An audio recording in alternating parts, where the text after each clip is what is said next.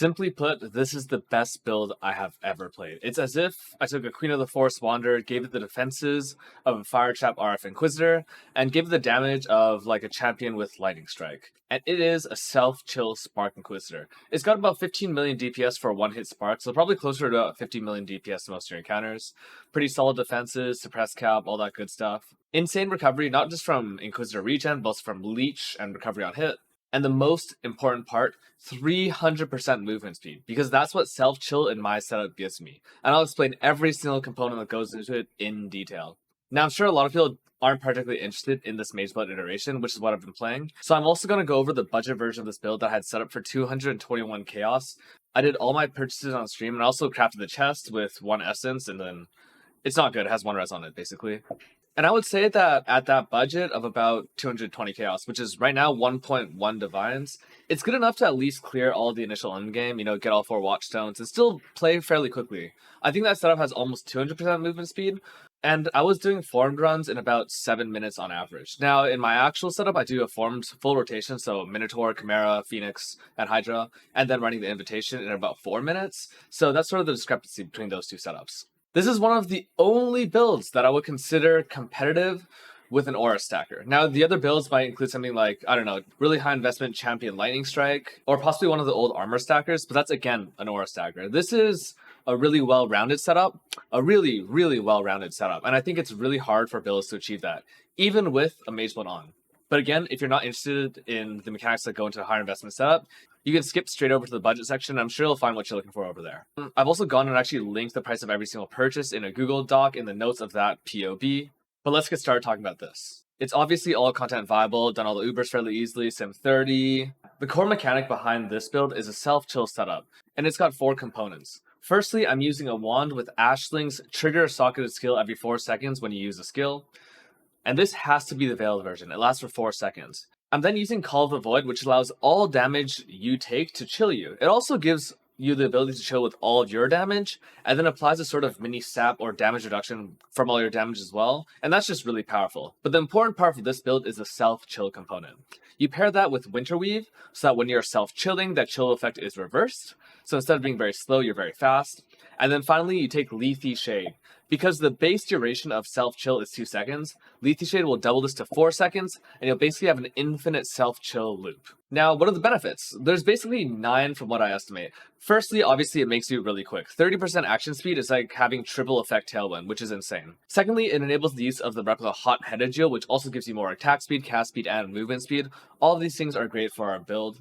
I'm also using an Onslaught when hit chest every 6 seconds, and that's just from using an Essence of Insanity on a chest. There's multiple ways to craft it further, but this single mod is guaranteed every time you use an Insanity Essence on your chest. The fourth is that it enables if you've been hit recently in chance. So these can be reduced mana cost on your boots, or it could also be 2% regen. It just depends on how well you've min-maxed your mana cost. I'm using mana cost in one of my setups. Fifth, you can use Enduring Composure if you like Endurance Charge Generation. And it also enables Cast Damage Taken setups. In my case, I'm using Tornado linked with Arcane Surge in Cast Damage Taken, basically giving me 4 separate triggers all from one wand. You also get effective chill immunity, so things like chill ground, chill damage from other enemies doesn't really apply to you, because you're already applying a max chill to yourself. And because Forbidden Right does so much damage, it also counts as a Savage hit towards yourself. I'm using Savage Response as one of my critical cluster notables, which gives me a permanent 30% critical strike multi, which is really big for this build. And lastly, if you get stun immunity on your boots with, say, an Unwavering Stance implicit on synth boots, you can then go ahead and get 6% elemental damage reduction from one of the large Pantheons. So in short, to enable the core mechanic, which has so many benefits, you only need 3 core items. 1, the trigger wand. It has to be the veiled version, not the crafted mod of 4 seconds. Secondly, you need Winterweave, and third, you need Call of the Void, which in my opinion is probably the most underrated unique of this patch. Thank you, Ben. Before I go into a summary of the build, the most annoying part of the build is probably mana cost. It's not just like managing a regular Spark build. Because your cast speed is so high, you kind of want Spark to be costing either 1, 2, or 4 mana, that sort of thing. But it's not just that. Your weapon costs so much as well, because that trigger weapon increases the mana cost of the skills you're triggering by 150%. If you want to have a really tight reservation setup, you'll have to find ways to solve your mana recovery. Now, I think there's a bunch of different ways to do it, and I'll go over a really different one in my budget setup, but that's just something to keep in mind as you make this build if you deviate from what I'm doing. So firstly, let's talk about the class and ascendancy. I'm a Templar, I'm an Inquisitor, and I'm going Inevitable Judgment, not just because it's really good by default on endgame bosses, but because I was also farming Wrath of the Cosmos with this, and then when enemies have like 80% increased res, or you're fighting super strong Archnem mobs or Essence mobs, this gets a lot more value. It's also really powerful in Simulacrum, so I think this is just a really great node, even at the high end. I know a lot of people opt for Augury and other setups with, say, Exposure, but I think this is really good for my build, especially with how tight the rest of my gearing and tree is. I'm also opting for the Sanctuary of Thought Forbidden Jewel set. Now, I only put this on recently, and I actually haven't played with it on stream yet, but this has made everything feel much better. Prior to doing this, I was actually running Battle Brews for damage recouped as mana and 10% reduced mana of skills, but Sanctuary of Thought is, I don't know, just an insane Forbidden Jewel set. The less mana cost is amazing for my build because it doesn't take you under 1 cost, which would break your inspiration for Spark because it's a less multiplier, not a reduced mana cost multiplier. And then obviously getting mana as ES is great for Inquisitor defenses, and Reservation is really powerful, especially when you start pairing that with something like an Awakened Enlighten, which I'll do probably much later in the build. Now, the passive tree is probably my favorite setup for an Inquisitor type tree. I know a lot of people don't love doing this kind of crazy pathing, and most people go through the top side, but there's a couple of reasons why I go through here. So let's start with where we start.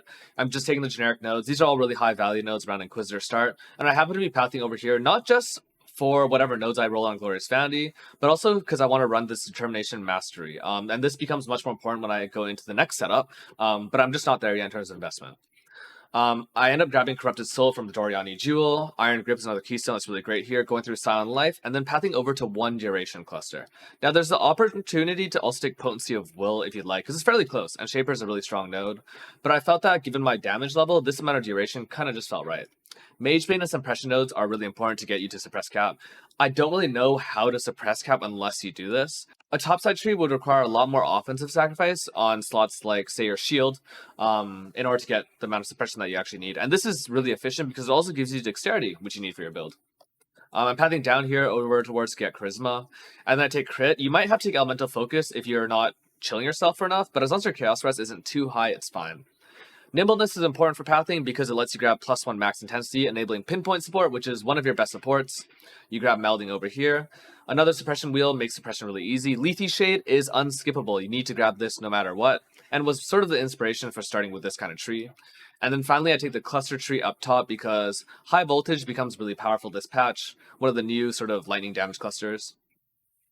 And then in my large cluster, Storm Rider is the only mandatory large cluster. It gives me power charge generation. I think this is really great. I'm running Prismatic Heart here. You could also go for, like, I don't know, Doriani's Lesson, effective lightning elements, which will scale your sap and your shock. And then on my medium clusters, I'm running 1 repeater streamline setup for prog speed. This is really big. And then I'm running 1 crit setup with pressure points and savage response. Both these clusters are like, 1020C, not a big deal. The Savage Response one I think is just insane. There's this guy I know called Flames, and he's sort of the person who recommended I use Savage Response. And honestly, in a setup like this, where you don't really have too many free jewels to get crit multi, Savage Response is just absolutely insane. The gem links are actually fairly tight for this build. I got my Flame Dash, Frost Shield, Shield Charge, Molten Shell setup in one place. I'm not using Cast Damage Taken Molten Shell because I can't. You're always dealing damage to yourself. In other words, Cast Damage Taken Molten Shell is basically the same thing as left click Molten Shell, which isn't really effective. Shield Charge is also not linked to faster attacks, but that's not a problem, because my Shield Charge attack speed is 7.45 with range and move speed. You're way too fast already. Spark's my 6th link with increased crit damage, Pinpoint, Awakened Echo, Awakened Out Lightning, Inspiration. In my weapon, I'm running Forbidden Right, Cold Snap, and Sniper's Mark. This automates my mark. It automates Cold Snap, which not only gives you frenzy charges on bosses, so Vol Cold Snap in that case, but it also applies Chilled Ground, which is really useful for Algor Mortis, which is the gloves that I'm using for this build. It basically gives me extra damage. And then Forbidden Right is super, super important. It enables your self-chill loop. Within my boots, I'm running Cast Damage Taken, Tornado, and Arcane Surge setup. I just do this for automation and smoothness. You basically always have a fully stacked Tornado. I think this gives something around 5 million DPS, something like that. Just effective when you're actually fighting bosses. And then I'm running Vol Haste, Divine Blessing, Inspiration, and RF. So I'm actually using Divine Blessing with Haste, as opposed to any other aura, and this is just for more speed. But because of how much aura scaling I have, and because I'm using Self-Chill, which is multiplicative with increases to speed, because that's what action speed does, Haste becomes a much more powerful aura. I'm then left-clicking Vol Haste to sort of automate Vol Haste while I'm mapping, and it just makes for a really, really, really fast mapping experience. The other 3.5, I guess, auras that I'm running include Wrath, Zealotry, Determination, and Vitality. This is pretty much just to enable my Watcher's Eye, but these 3 auras are just really powerful. Wrath and Zealotry, again, like, just really powerful offensive auras, and enabling a Watcher's Eye. And then Determination, I think, is sort of a catch-all. I mean, if you can run this, you run it. Alternatively, I have swapped out Vol Haste for Vol Grace, so I do this when, say, I want to run Simulacrum and I want to farm that, right? Vol Haste is mostly for getting around a map really quickly. Simulacrum, you're mostly stationary. And having that level of avoidance, having your evasion jump up to something like 30, 40k with a Jade Flask and that setup, can also be really strong defensively. In terms of gear on this, I am not really done crafting my gear. So the weapon is a triple T1 prefix, and then it's an ashling suffix after you metacraft. So prefix cannot be changed, and then you ashling it. There's a bunch of prefixes you could look for, including, I don't know, lightning damage, spell damage, +1 to lightning spell gems, +1 to all skill gems, which would actually be better. And then once you've got ashling on here, you basically craft cannot roll attack mods, and then you just slam, I think. I'm not sure there's anything else you can do with it on a fractured base. You could go for an influence slam on a non-fractured base, I suppose, but I'm not even sure what you'd be looking for. If you hit any mod that isn't crit chance for spells, I think, you can then roll cannot roll caster mods and a null, and then try again. Once you hit crit chance for spells, your craft is done. Either that or you're hitting cast speed and your craft is also done. Ideally, you don't hit either of those. If I was to hit cast speed on my slam, I would have then crafted crit multi on this. The shield is completely offensive, +1 lightning spell gems, crit chance for spells, spell damage, regen, and then I would have loved to have life on here, but I didn't, and then I have crafted res. My resistances are fairly tight. My helmet, Spark Enchant, really important. Mana reservation, super important later on. Again, not that important right now because I have 12% unreserved mana. And then I have a cast speed implicit. But the most important 2 mods, I would say, are life regeneration rate and chaos resistance. If your chaos res is too low on this build, you will just kill yourself because casting Forbidden Rite costs a ton of life when you have no chaos res. I'd say the sweet spot is somewhere around 40% chaos res. I haven't gone too much above that, but I think up to 50% I might still be hitting a max chill effect. If you get towards 75, I'd venture a guess that you don't max chill anymore at that point, but I could be wrong. My chest is super interesting. I use Fractured Suppression, and then I just hit it with Essences of Insanity to give this Onslaught for 4 seconds when hit mod. Once I hit another good suffix, in this case Lightning Resistance, I then used Eldritch Currency to just spam Chaos Orbs on the prefix till I hit life, and then I crafted on Gravicius as benchcraft and then slammed it one more time for a really, really bad hybrid roll. I'll probably need to recraft this later. But these are the sort of core mods I'm looking for. You could also look for regen on here, maybe Fizz Reduction, but I think this is pretty good as a setup. Alternatively, if you're running Simulacrum, Brass Dome becomes really strong here as well, and you give it the speed from Onslaught, but you get way better sort of Simulacrum type defenses. Crit mitigation, max res, that sort of thing. Algor Mortis is my gloves. This is not on the high end. In the high end, you'd probably use the 8.5 link Spark gloves, but Algor Mortis is really, really hard to beat. It not only gives, well, my setup, 34% increased lightning damage taken by enemies, which is a pseudo-more multiplier. I think it's somewhere around like, I don't know, 20-ish%, 25% more damage. But it also gives me spell crit, which is a really easy implicit to hit. And it also gives you the ability to sap. And sap is great. Sap is a generic 20% damage reduction multiplier, especially when you have any sort of ailment scaling. On my boots, there's a bunch of options you could go for. And a lot of people think, you know, you should go Tailwind, Elevated Elusive, Elevated Onslaught boots. I've opted to go for mostly defensive boots. Suppression, Chaos Res, Move Speed, Life, and Regen.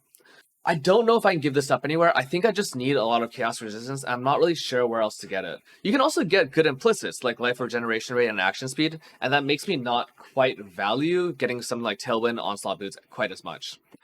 The enchant is really important. In my case, it brings my spark cost right down to 1 if I've been hit recently, which I always have been because of my Forbidden Rite trigger. And if I had different mana costs elsewhere, then I'd consider using the 2% life regen if you've been hit recently Lab Enchant, which is also super powerful. The amulet is quite interesting. I've got a +2 amulet with global multi and 100 life and prog speed. So I don't think there's really ever space for life on this because I probably value projectile speed over it. But eventually what I'm aiming for is a +4 amulet with projectile speed and some other useful suffixes or non-useless suffixes. I'm going to be just doing a lot of Lake Calandra gambles. Other options probably include, you know, Ashes of the Stars.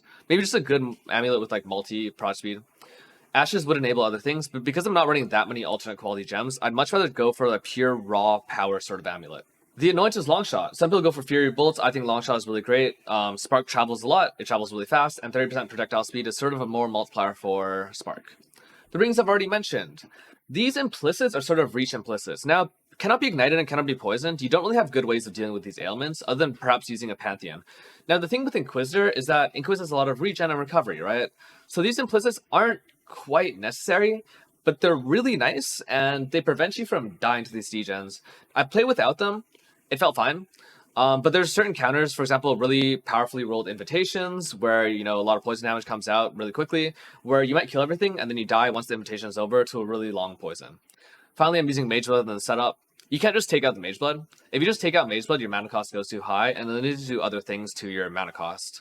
But there's other solutions for it. But I've had this since week 1. I've never actually played with the Mage Blood, so I figured I might as well throw it on here and actually make a good build with it. But again, obviously, the budget setup doesn't have a Mage Blood. The jewels. Replica Hot-Headed is the first unique jewel. I've gone over these clusters. I've gone over the Forbidden jewel set. Glorious Vanity is pretty specific, and we'll go over that more in detail. And then Corrupted Blood immunity from this Crimson is really big. You don't actually need this if you run a Life Flask instead of Bottled Faith, but given what Inquisitor recovery looks like, I mean, as long as you get the CB immunity, you're pretty good to go. The Watcher's Eye runs a Vitality, Life cannot hit Watchers, really powerful. Again, not mandatory. I'd probably really emphasize hitting at least one offensive mod because they're really cheap, whether that's crit chance from Zealotry, crit chance from Wrath, damage from Zealotry, that sort of thing. They're really cheap mods as a 1 mod. They're pretty cheap as a 2 mod, usually around 1 Divine, and then this thing was 8 Divines I just bought. So there's a tool that you can use to search for Glorious Vanity or any sort of timeless jewel that you want to check out. And it's called vilsol.github.io. I think Kobe Black Mamba has a video on it, but it's really powerful and it lets you actually search for different mods. And the one that I found that works best for my build, given my search, was 3766. I don't think anyone's actually using this because I bought this for some amount of chaos. I think like 80 chaos or something. And it's giving me so much.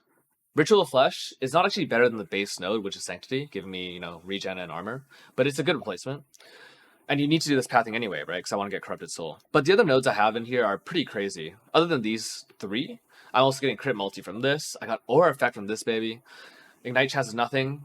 Damage nothing. But then projectile speed is a really, really powerful modifier. And then finally, this Lightning Leech, I think is actually really nice. I was running a Doriani's Lesson Large Cluster before this, but now I'm running the Revitalizing Lightning here. The last 2 nodes are also great, giving me Chaos Res, much needed on my build. But now, let's go over the budget setup. So in the budget setup, everything's a little bit different. You can see the damage isn't even remotely comparable, although I don't think I've actually configured it completely properly. Not that important. Frankly, it's really hard to calculate Spark's damage anyway because it's based on the arena you're in, your projectile speed, etc, etc. People have made simulations, but it's a pain in the ass. I'm going to just link a video in the description that shows a full formed run. I die once in the run to, I think I get like reduced regen from Phoenix. I'm doing Guardian's Aid. But I'm doing like, you know, legitimate content. And it gives you a sense of what this build looks like on a really, really shoestring budget. 222 Chaos is basically 1 Divine, a little bit more. And that's what I set this up for. Again, I mean, I can't really lie about anything. I just did the whole thing live. This is what the cost was. Obviously, if you look for items after a build is published or whatever it is, it might be more scarce. But let me just talk about some of the things you could look for. The weapon slot, you need to hit this trigger, right? So you'll probably have people that have unveiled weapons and have veiled chaos and just selling these on trade. Things I'd want are any sort of added damage to spells because you're Inquisitor. It doesn't have to be just lightning. Spell damage, lightning damage, crit for spells, projectile speed, crit multi, unveiled crit multi, cast speed. Even resistances are quite good. On the shield, I mean, this shield is pretty much trash. It's just whatever you want it to be. Resistances, spell damage, maybe +1 if you look for it. A suppression shield would also be quite great, or even an armor base with, like, you know, recovery on block, something like that. The helmet, I look for a regen helm, and then I just craft on the projectile gems. I'm not actually suppress cap, so I don't really know how important the suppression is. The chest is really cheap. Grab any sort of 6 link you want. 5 blues, 1 red, summon with an Insanity Essence, you get something like this. If you get something worse than this, I mean, it's possible, but it doesn't really matter. Just be res capped. Algor Mortis, 1 Chaos Paired Gloves. These boots, I think I actually changed these out for other boots. I ended up buying a different pair of boots that was basically the same cost, but instead of suppression, it gives life regen. And with this pair of boots with life regen, and then a helmet with life regen, I'm able to run RF much more safely. This amulet, multi, cast speed, mana regen. I don't really know that I need the mana regen on this because, you know, there's another solution I have. These two rings were fairly cheap. We'll see how much they are afterwards. And then this belt is not good. I actually bought it with the Unveil looking for chaos resistance, but I didn't hit it. So I just took this regen ES mod. It's actually completely useless. You always die to life instead of dying to regen because you have Doriani's. But basically life and chaos res. The flask setup though is really important. See this diamond flask? It's got chance to gain a flask charge when you deal a critical strike. Now this does have an internal cooldown, but because diamond flasks are 2040 flasks, it's actually fairly easy to sustain these flasks. And then with this reduced mana cost of skills during flask effecting, it actually makes everything on this build usable. I combine this with Dreamer, which I've already mentioned, Mana Mastery for 10% reduced cost of skills, and then I'm also saying Battle Ruse for the recovery side of these things. With this setup, once I press my flask, I'm able to then cast basically for free Divine Blessing Haste. I think right now, if you actually check out how much my haste costs in this setup, haste costs 95 mana. And I have 208 unreserved mana. So I can actually run this without doing anything weird like running an Eldritch Battery setup, which would be really bad because it forces you to take Mind over Matter if you want to have any sort of ES defense. And you don't need to run a Mage Blood. I mean, I've showed that this works. It clearly works in theory. It clearly works in practice. You do need to press your flask, and I think this is really great. If you only run one of these flasks when you deal a crit strike, generation modifiers, it's not so bad. A quartz flask with regen is really powerful. Granite, whatever, and then a quicksilver. I mean, they're just good flasks. This is an example of the watch design I was talking about. The temp chains doesn't really matter, but the critical strike mod, that's like 20 chaos.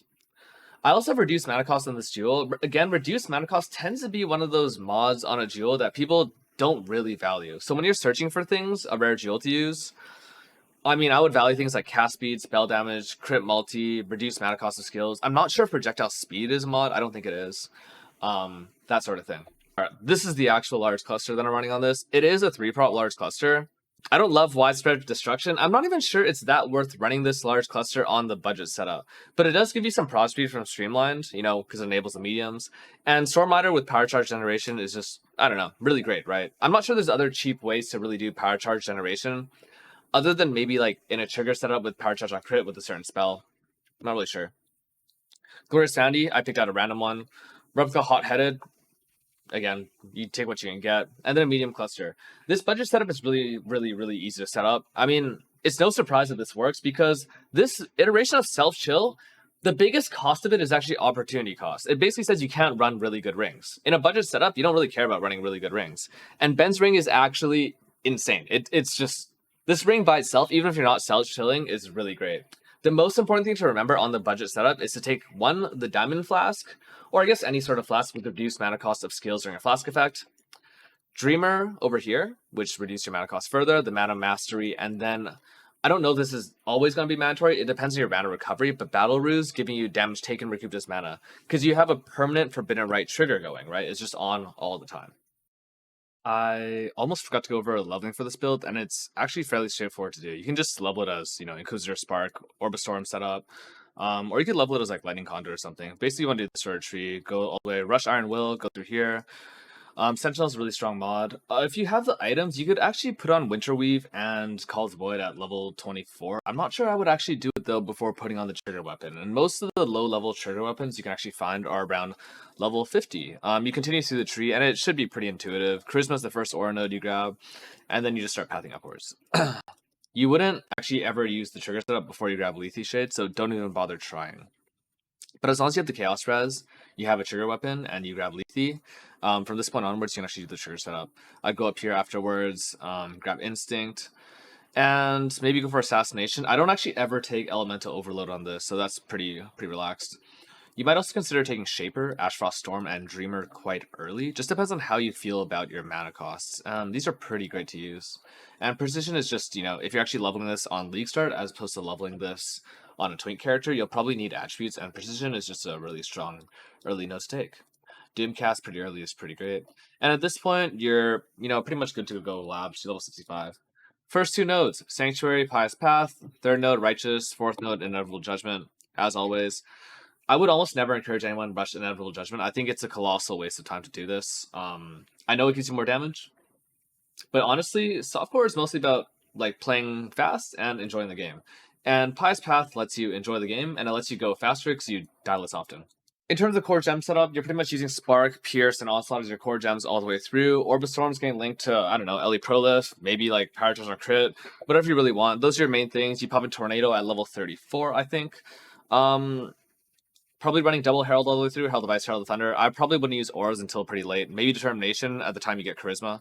But it's really just a fairly intuitive leveling process. And it's actually much more comfy than doing the top side. Because you're pathing through here, you can use a lot more of your Dexterity gems really early on. And even though you're grabbing early suppression, it's not that bad. Honestly, you probably don't even take Mage Main early. I kind of forgot to grab Exceptional Performance right away. And this is like just really good for Spark. Although you won't feel it as much while you're leveling, you'll feel it more in boss encounters while you're leveling. If you find that your single target still lacks in boss encounters, take Potency of Will as well. This will give you more single target damage.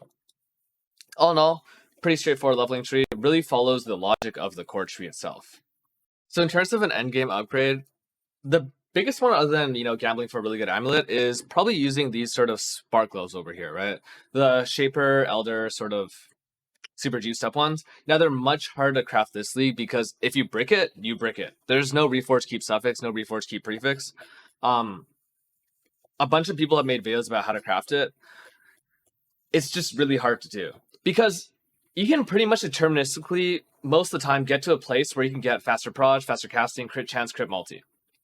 Once you get to this point, you pretty much just want to benchcraft this, right? But if you had huge balls, you could then try to block suffixes and then 50-50 an Ashling, which may or may not remove faster proj, and then there's a 1 in X amount of chance of hitting +2 to projectile gems.